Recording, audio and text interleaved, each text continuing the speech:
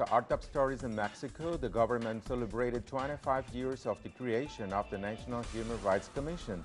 But it wasn't all joy, as the Ombudsman Luis Raúl González told Mexican President Enrique Peña Nieto the country's governance and democracy are at risk.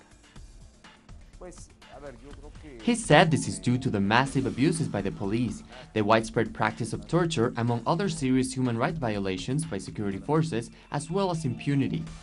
Peña Nieto evaded the topic and instead praised the existence of the CNDH, which according to analysts and activists has done nothing to improve conditions in a country marred by police repression, enforced disappearances, extrajudicial killings, and other human rights violations.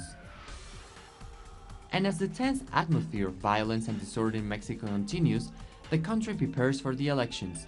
9 electoral candidates have already been murdered. 12 others working with campaigns have also been killed. At least 4 states in southern Mexico have been embroiled in unrest. Protesters are calling for a boycott of the elections due to the corruption and insecurity. The president of Mexico's National Electoral Institute, Lorenzo Córdoba, has said there are polling stations that will not be able to be installed in Oaxaca and perhaps Guerrero, where there are calls for boycott. But he refused to ask security forces for help in light of a situation he said has never before been faced in Mexico.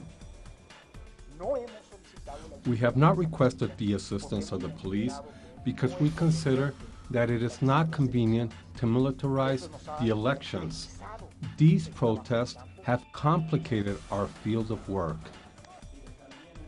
Close to 2,000 observers will be present across the country, including former Costa Rican President Laura Chinchilla, who is representing the Organization for American States, as well as Guatemalan Nobel Peace Prize winner Rigoberta Menchú.